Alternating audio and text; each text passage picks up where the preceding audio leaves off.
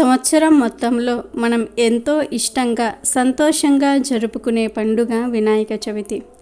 ఎందుకంటే అందరూ ఒకే చోట చేరి నవరాత్రులు చేస్తారు.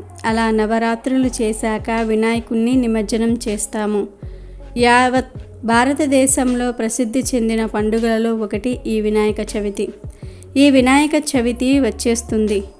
అయితే వినాయక చవితిలోపు ఇప్పుడు మనం చెప్పుకోబోయే కొన్ని వస్తువులను తెచ్చిపెట్టుకుంటే మీ దశ మారిపోతుందని, అపర కుబేరులు అవుతారని పండితులు చెప్తూ ఉన్నారు. మరి ఆ వస్తువులు ఏమిటో ఇప్పుడు మనం ఈ వీడియోలో తెలుసుకుందాము. విజయానికి, చదువుకు, జ్ఞానానికి దిక్కైన దేవుడు గణనాథుడు. తెలుగువారి పండుగలలో వినాయక చవితి ముఖ్యమైన పండుగ. భక్తుడు ఏ పూజ చేయదలుచుకున్నా మొదట పూజించేది, స్మరించుకునేది గణేశుడినే అని అందరికీ తెలిసిన విషయమే. చూడ్డానికి పూర్ణ కుంభం లాంటి దేహం, బాణకడుపు తొండం ఉంటుంది. వినాయకుడికి ఇవి పరిపూర్ణమైన ఈ జగత్తుకు గుర్తు. ఏనుగు తల, సన్నని కళ్ళు మేధస్సుకు సంకేతాలు. వక్రతుండము ఓంకార ప్రణవనాదానికి ప్రతీకలు. ఏనుగులాంటి ఆకారాన్ని మోస్తున్నది ఓ చిన్ని ఎలుక. ఇది వినాయకుడి వాహనం. 4 చేతులు మానవాతీత సామర్థ్యాలకు, తత్వానికి సంకేతాలు. ఇలా ప్రతిదీ కూడా ఓ విశేషమే. వినాయక చవితి వచ్చిందంటే భక్తులకు పెద్ద పండుగే. భాద్రపద మాసమున చవితి రోజున గణపతిని కొలవని భక్తుడు ఉండడు. అంతెందుకు, ఏ కార్యమైనా సరే సవ్యంగా జరగాలన్నా ముందు గణపతిని పూజించాల్సిందే. అగ్రదేవుడైన స్వామిని పూజించేటప్పుడు వినాయకుడు, విఘ్నేశ్వరుడు, లంబోదరుడు, గణపతి, ఏకదంతుడు, వక్రతుండు, మూషిక వాహనుడు, గజాననుడు, ధూమకేతువు లాంటి వివిధ రకాల పేర్లతో పూజిస్తాము. ఇవన్నీ బొజ్జ గణపయ్యను ముద్దుగా పిలుచుకునే పేర్లు. వినాయకుడు మనకు ఉన్న దేవుళ్లలో అయోనిజుడు. పార్వతీ రూపుదిద్దిన పిండి బొమ్మ. ఈయన జన్మం సహజ ప్రక్రియలో జరగలేదు. ఈయన ఆవిర్భావం కోసం దేవతల అభ్యర్థనలే తప్ప యజ్ఞయాగాలు జరిగిన దాఖలాలు అస్సలు లేవు. పార్వతి చేతిలో ప్రాణం పోసుకున్న పిల్లవాడు గనక లోకం గణపతిని పార్వతీ సుతుడని పిలుస్తుంది. శివుని చేతిలో మరణం పొంది తిరిగి ఏనుగు తలలో ప్రాణం పోసుకొని గజాననుడు అయ్యాడు. పెద్ద పొట్ట ఉన్నందున లంబోదరుడు అయ్యాడు. విఘ్నాలను ఎదిరించి విఘ్న నాయకుడు అయ్యాడు. ఆయననే నేడు మనం వినాయకుడిగా పిలుచుకుంటూ ఉన్నాము.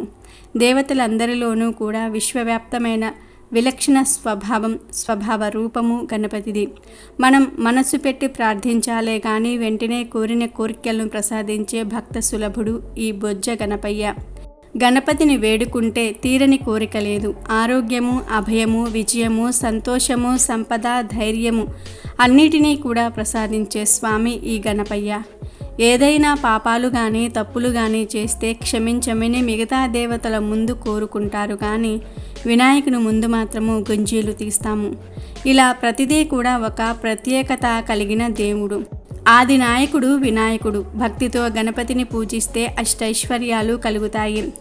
శివపార్వతుల కుమారుడైన వినాయకుడు సంవత్సరంలో ఒక్కరోజు అతిథిగా వచ్చి 9 రోజులు పూజలందుకుంటాడు. ఆ నవరాత్రులలో మనతో సంతోషంగా గడిపి వెళ్తాడు. క్రమంగా మనకు ఎటువంటి విఘ్నాలు లేకుండా ఎల్లవేళలా కనిపెట్టుకుని ఉంటాడని పురాణాలలో చెప్పబడింది. నవరాత్రుల తర్వాత 10వ రోజు తిరిగి తన తల్లిదండ్రుల స్థావరమైన కైలాసగిరికి వెళ్ళిపోతాడు. ప్రతి కళలోనూ నైపుణ్యాలు కలిగిన వినాయకుడు తనను పూజించిన భక్తుల పట్ల కృపతో ఆయా కార్యాలు, కళల అందు విఘ్నాలు లేకుండా పూర్తి చేయటంలో సహాయపడతాడని శాస్త్రాలు చెప్తూ ఉన్నాయి. క్రమంగా విఘ్నాలకు నాయకునిగా విఘ్న నాయకుణ్ణి పూజించటం జరుగుతుంది. వినాయక చవితి రోజున శ్రేష్టమైన వినాయకుని మట్టి ప్రతిమను ఇంటికి తెచ్చుకొని వచ్చి ఈ ప్రతిమను నవరాత్రులు పూజించాలి. నవరాత్రుల తర్వాత విగ్రహాన్ని నీటిలో నిమజ్జనం చేస్తారు. ఒక ప్రాంతంలోని ప్రజలందరూ కలిసికట్టుగా ఊరేగింపుగా ఆయా ప్రాంతాల వినాయకుని విగ్రహాలను తీసుకుని వెళ్ళి సముద్రంలో లేదా నదిలో లేదా చెరువులలో నిమజ్జనం చేస్తారు. అతిథిగా వచ్చిన వినాయకునికి రోజు 3 సార్లు నైవేద్యాలను సమర్పిస్తారు. పూజలు కూడా చేస్తారు. వినాయకుని ప్రతిమను రూపొందించడానికి కేవలం కొత్త మట్టినే ఎంచుకోవాలి. దానికి 21 పత్రాలతో పూజ చేయాలి. గణపతిని నవరాత్రులు పూజించాక జలంలో నిమజ్జనం చేయాలి. ఇది పద్ధతి. 21 రకాల పత్రాలు అనేవి సాధారణమైన ఆకులు కావు. ఇవన్నీ ఎంతో విశిష్టత కలిగిన మహా ఉత్కృష్టమైన శక్తివంతమైన ఔషధులు. వాటితో పూజ చేయటం వల్ల కొత్త మట్టితో చేసిన ప్రతిమతో కలిసి వీచే గాలి మనలో ఉండే అనారోగ్యాలను హరించి వేస్తుంది. 9 రోజుల తర్వాత నిమజ్జనం ఎందుకు చేయాలి అనే సందేహం రావచ్చు. చెరువులు, బావులు, నదులు వీటిల్లో వర్షాల వల్ల నీరు కలుషితం కావటం సర్వసాధారణం. నీటిని శుభ్రం చేయడానికి 21 పత్రాలతో చేసిన పత్రే సమాధానం. అందుకే 9 రోజుల పూజ తర్వాత ఈ పత్రితో పాటు మట్టి వినాయకుడిని కూడా నదుల్లో, చెరువుల్లో, బావుల్లో నిమజ్జనం చేయటం ఆనవాయితీ.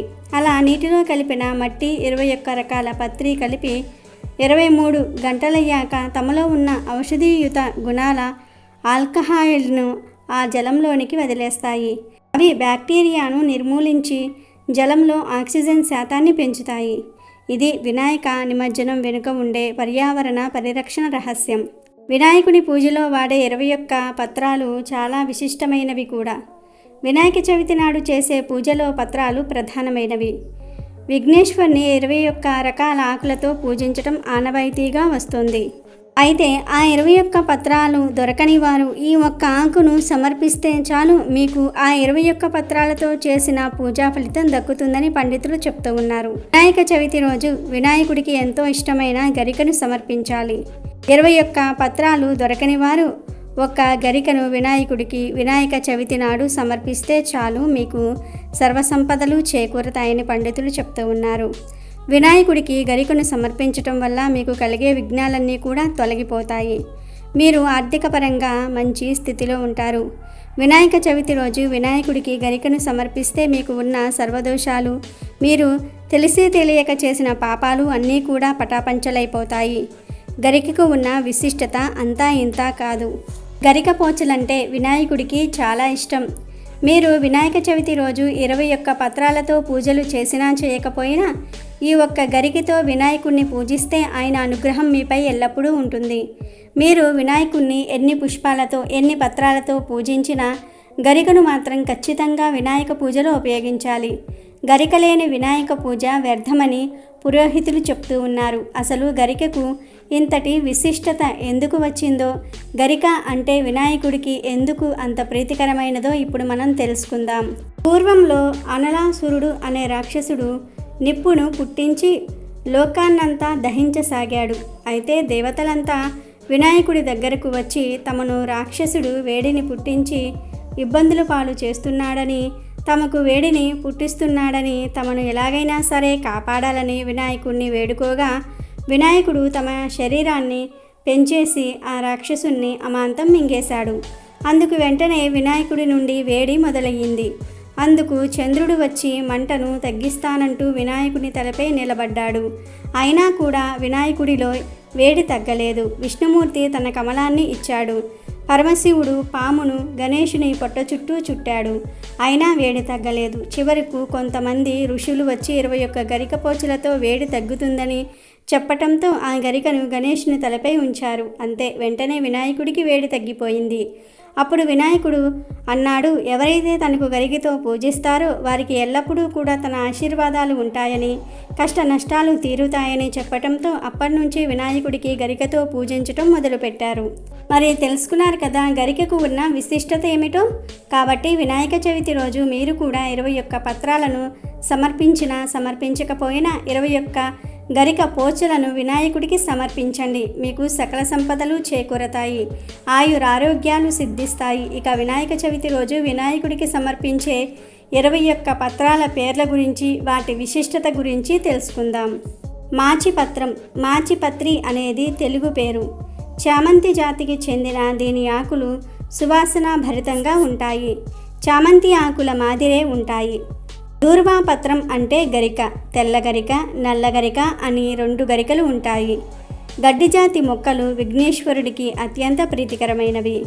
అపమార్గ పత్రం. తెలుగులో దీనిని ఉత్తరేణి అంటారు. దీని ఆకులు గుండ్రంగా ఉంటాయి. గింజలు ముళ్ళు కలిగి ఉండి కాళ్లకు గుచ్చుకుంటూ ఉంటాయి. బృహతి పత్రం, దీనిని మొలక అంటారు. దీనిలో చిన్న మొలక, పెద్ద మొలక అని 2 రకాలు ఉంటాయి. పత్రాలు వంగ ఆకులు మాదిరి తెల్లని చారలుండే గుండ్రని పండ్లతో ఉంటాయి. దుత్తూర పత్రం అంటే ఉమ్మెత్త, ఇది వంకాయ జాతికి చెందింది. ముళ్ళతో కాయలు, వంకాయ రంగు పూలు ఉంటాయి.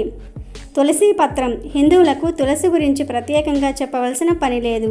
తులసి ఆకులను దైవార్చనలో వాడుతూ ఉంటారు. బిల్వ పత్రం, మారేడు ఆకు 3 ఆకులుగా 1 ఆకుగా ఉంటాయి.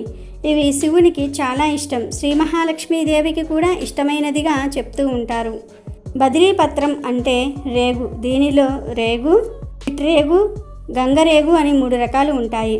పూతపత్రం, మామిడి ఆకు, ఈ ఆకును శుభకార్యాల్లో విశిష్ట స్థానం ఉంది. మామిడి తోరణం లేని హైందవ గృహం పండుగ రోజులలో కనిపించదు. కరవీర పత్రం, దీనినే గన్నేరు అంటారు. తెలుపు, పసుపు, ఎరుపు రంగుల పూలు ఉంటాయి. పూజలో ఈ పూలకు విశిష్ట స్థానం ఉంది. మరువక పత్రం, దీన్ని వాడుక భాషలో ధవళం, మరువం అంటారు. ఆకులు ఎండిన మంచి సువాసన వెదజల్లుతూ ఉండటం ఈ పత్రం యొక్క ప్రత్యేకత. సెమీపత్రం, జమ్మి చెట్టు ఆకులనే సెమీపత్రం అంటారు. దసరా రోజుల్లో ఈ చెట్టుకు ప్రత్యేక పూజలు నిర్వహిస్తారు. విష్ణుకాంత పత్రం, ఇది నీలం తెలుపు పువ్వులుండే చిన్న మొక్క. నీలి పువ్వులు ఉండే రకాన్ని విష్ణుక్రాంత అంటారు. సింధువార పత్రం, సింధువార పత్రాన్నే వాడుకలో వావిలి అని కూడా పిలుస్తూ ఉంటారు. అశ్వర్థ పత్రం, రావి ఆకులనే అశ్వర్థ పత్రం అని కూడా అంటారు. రావి చెట్టుకు పూజలు చేయటం సాంప్రదాయం. దాడిమీ పత్రం అంటే దానిమ్మ ఆకు. శక్తి స్వరూపిణి అంబకు దాడిమీ ఫలం నైవేద్యం ఎంతో ఇష్టం. జాజి పత్రం, ఇది సన్నజాజి అనే మల్లి జాతి మొక్క. వీటి పువ్వుల నుంచి సుగంధ తైలం తీస్తారు. అర్జున పత్రం, మద్ది చెట్టు ఆకులనే అర్జున పత్రం అంటారు. ఇవి మర్రి ఆకుల్ని పోలి ఉంటాయి. అడవులలో పెరిగే పెద్ద వృక్షం ఇది. దేవదారు పత్రం, దేవతలకు అత్యంత ఇష్టమైన ఆకు దేవదారు. ఇది చాలా ఎత్తుగా పెరుగుతుంది. ఈ మానుతో చెక్కిన విగ్రహాలకు సహజత్వం ఉంటుంది. గండలి పత్రం, దీనినే లతా దూర్వా అని కూడా అంటారు. భూమిపైన తీగ మాదిరి పాకి గడ్డి మాదిరి పెరుగుతుంది. అర్కపత్రం, జిల్లేడు ఆకులను అర్కపత్రం అంటారు. తెల్ల జిల్లేడు పేరుతో తయారు చేసిన వినాయక ప్రతిమను పూజించడం వల్ల విశేష ఫలితం ఉంటుందంటారు పెద్దలు. ఈ 21 పత్రాలతో వినాయక చవితి రోజున పూజించే వారికి సకల సంపదలు, అష్టైశ్వర్యాలు, కార్యసిద్ధి చేకూరుతుందని పండితులు అంటూ ఉంటారు. ఒకవేళ ఈ 21 పత్రాలు మీకు దొరికినా దొరక్కపోయినా గరికను మాత్రం ఖచ్చితంగా వినాయక చవితి రోజు వినాయకుడికి సమర్పించండి. ఈ 21 పత్రాలు మీకు దొరక్కపోయినా దొరికినవి పెట్టి మిగిలిన ప్లేస్లో గరిక పోచలను ఉంచండి. ఈ పత్రాలు పెట్టినా పెట్టకపోయినా 21 గరిక పోచలను పెట్టినట్లయితే ఈ 21 పత్రాలు పెట్టిన ఫలితం మీకు కలుగుతుందని పెద్దలు అంటూ ఉన్నారు. కాబట్టి ఖచ్చితంగా వినాయక చవితి రోజు వినాయకుడికి సమర్పించండి ఈ పత్రాలను, అలాగే గరికను. ఆయన అనుగ్రహాన్ని పొంది ఆనందంగా జీవించండి. అయితే వినాయక చవితిలోపు కొన్ని వస్తువులను ఇంటికి తెచ్చుకుంటే గణపతి అనుగ్రహంతో పాటు లక్ష్మీ అనుగ్రహం కూడా కలుగుతుందని పండితులు చెప్తూ ఉన్నారు. ఆ వస్తువులలో మొదటివి గవ్వలు. పూర్వపు రోజుల్లో డబ్బులను లెక్కించే వస్తువులు గవ్వలే. ఆ రోజులలో ఎవరి వద్ద ఎన్ని గవ్వలు ఉంటే అంతటి ధనవంతులుగా భావించేవారు. గవ్వలను లక్ష్మీదేవికి ప్రతిరూపంగా భావించేవారు.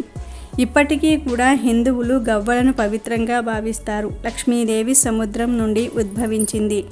గవ్వలు కూడా సముద్రం నుండి వచ్చాయి. గవ్వలను లక్ష్మీదేవికి సోదరి సోదరులుగా చెప్తారు. అందుకే లక్ష్మీదేవికి గవ్వలంటే చాలా ఇష్టం. అలాంటి గవ్వలను వినాయక చవితిలోపు ఇంటికి తెచ్చుకుని పూజగదిలో కానీ లేదా గల్లా పెట్టెలో కానీ బీరువాలో కానీ పెట్టుకోవాలి. ఒకవేళ మీ దగ్గర ఆల్రెడీ గవ్వలు ఉంటే వాటిని ఆవు పాలతో శుద్ధి చేసి తర్వాత వినాయక చవితి రోజు పూజలో ఉంచండి. ఇక రెండవది గోముఖ శంఖం. గోముఖ శంఖం గోమాత అయినటువంటి కామధేనువు యొక్క స్వరూపము. కొందరికి ఎన్ని ప్రయత్నాలు చేసినా కోరికలు నెరవేరవు. అలాంటి వారు గోముఖ శంఖాన్ని వినాయక చవితిలోపు ఇంటికి తెచ్చుకుని పూజామందిరంలో పెట్టుకోండి. ఈ గోముఖ శంఖాన్ని ధూప దీప నైవేద్యాలతో పూజించండి. ఇలా చేయటం వలన లక్ష్మీదేవి మరియు గణపతి యొక్క అనుగ్రహం కలిగి మీ కోరికలు నెరవేరి ఐశ్వర్యవంతులవుతారు. అలాగే లక్ష్మీదేవికి ప్రతిరూపమైనటువంటి తామర గింజలను వినాయక చవితిలోపు తెచ్చుకొని ఇంట్లో పూజా మందిరంలో ఉంచి పూజిస్తే సకల ఐశ్వర్యాలు కలిగేలాగా అమ్మవారు దీవిస్తారు. వినాయక చవితిలోపు తామర గింజలను తెచ్చుకొని ఇంట్లో పూజ గదిలో ఉంచితే మీరు ఏ పని తలపెట్టినా విజయాన్ని పొందగలుగుతారు. తామర గింజలు ధనాన్ని ఆకర్షించి మిమ్మల్ని ఐశ్వర్యవంతులను చేస్తాయి. అలాగే జిల్లేడు చెట్టు వేరుని సేకరించి వినాయక చవితిలోపు మీ ఇంట్లో పూజ గదిలో లేదా వ్యాపార స్థలంలో ఉంచండి. ఒక్క రోజులోనే మీకు ఫలితం అనేది కనిపిస్తుంది. మీ ఇంట సిరిల వర్షం కురుస్తుంది. అంటే ముందు తెల్ల జిల్లేడు చెట్టు వేరును సేకరించి దానిని శుభ్రంగా పసుపు నీటితో కడిగి పసుపు రంగు వస్త్రంలో వేసి మూట కట్టండి. ఆ మూట కట్టిన తెల్ల జిల్లేడు వేరును పూజ గదిలో లేదా వ్యాపార స్థలంలో పెట్టుకోండి. అదేవిధంగా శ్రీ యంత్రం వినాయక చవితిలోపు శ్రీ యంత్రాన్ని తెచ్చుకొని ఇంట్లో పూజ గదిలో పెట్టుకుంటే లక్ష్మీ అనుగ్రహం కలుగుతుంది. అదృష్టం మిమ్మల్ని వరిస్తుంది. వినాయక చవితిలోపు ఈ వస్తువులలో నుంచి ఏ ఒక్క వస్తువును ఇంటికి తెచ్చుకున్నా సరే ఎనలేని అదృష్టం కలిసి వస్తుంది. అఖండ ఐశ్వర్యము సిద్ధిస్తుంది.